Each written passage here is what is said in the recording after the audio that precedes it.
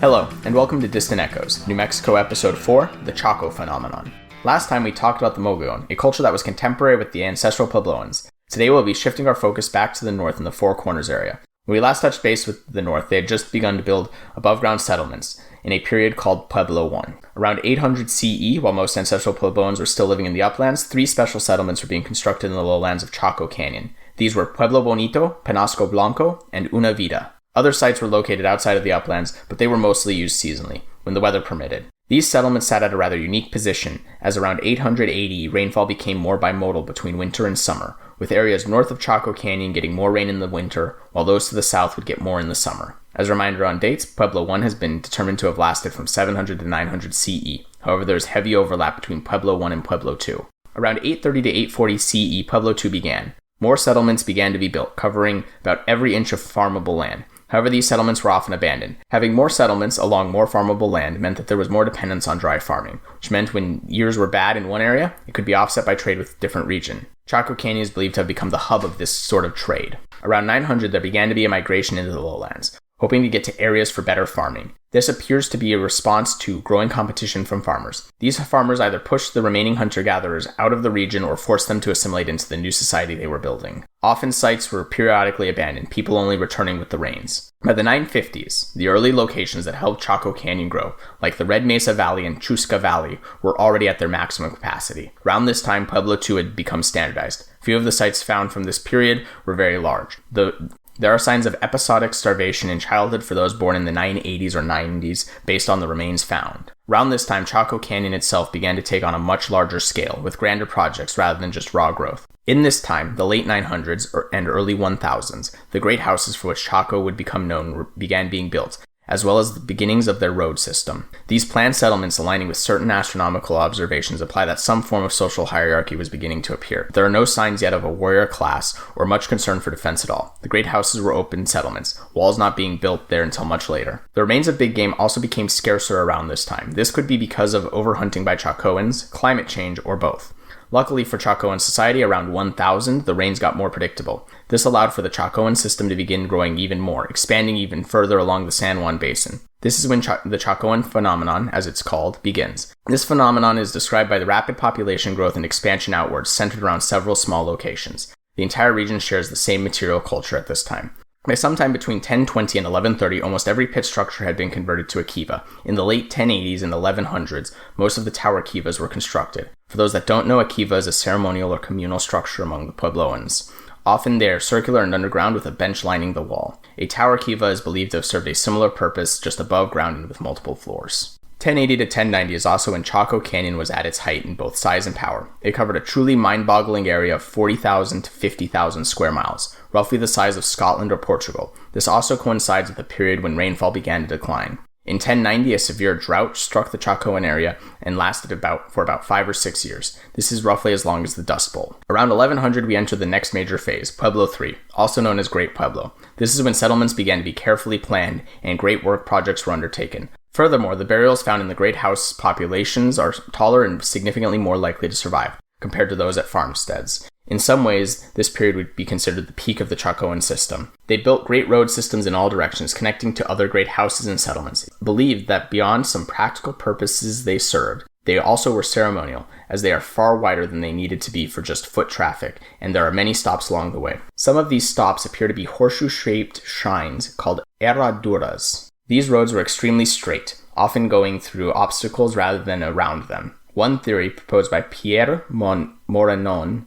for why they go through these obstacles is that by investing the manpower now to build these roads, the Chacoans were able to lower their calorie count when transporting goods significantly. Morenon decided to test this and found that the roads reduced caloric use by 38% compared to traveling across the landscape without them. Another theory as to why many of these roads were built in the later 1100s is that they were public work projects, much like the projects of the CCC or WPA during the Depression, ways to support farmers during extended droughts. The full effect of the 1090 drought is unknown, but it appears to have taken the wind out of the Chaco Phenomenon's sails. It was quickly running out of steam. The last major roof beams for the great houses have been dated to 1116. However, some minor refurbishments may have taken place around 1130. The 1100s show clear signs of resources declining. People began to move out of the Chacoan core, building other great houses like Salmon or Aztec. the latter actually being where the title picture for this podcast was taken. Salmon was abandoned sometime in near 1150 until being reoccupied again in the 1200s. There was, however, one final wave of great houses finished by 1139. These may have been public works as the Chacoans tried to expand just a little further into poorer farmland.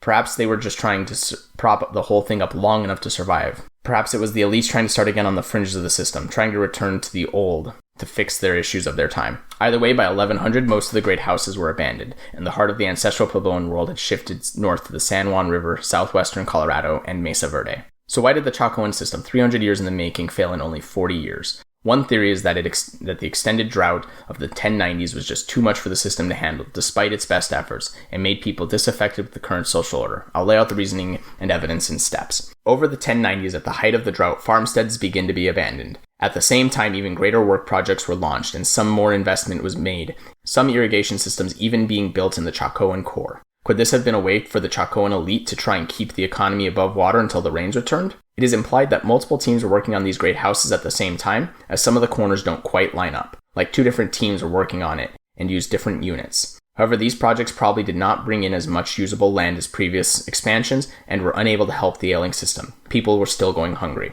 Around 1100, a change takes place. The great houses are walled off and warrior burials begin to appear, often having died violent deaths. This implies significant social disorder going into the 12th century. However, the Chacoan system was able to limp along to the 1130s, with the last roof beam being placed at Bis Sa'ani in 1139. However, another drought hit during the 1130s, from which the system centered on Chaco Canyon could not recover. Another theory is that the Chacoan elite simply became too disconnected from the common person. These great building projects weren't to prop up the economy, instead they were to show off the great wealth of the elites, like a certain French monarch partying while the people starved, at least in the popular perception. For instance, in the 1100s, a woman in the Red Mesa Valley would have to have 4 children just to maintain the population. While Chaco Canyon's great houses had only 1/3 of their space for living and the rest for storage, an uptick over time. The farmsteads were storing roughly the same amount. Leading up to the 1100s, there was also clear evidence to trade with Mexico, with chocolate and macaw skeletons being found. However, after 1130, these luxury items are all gone.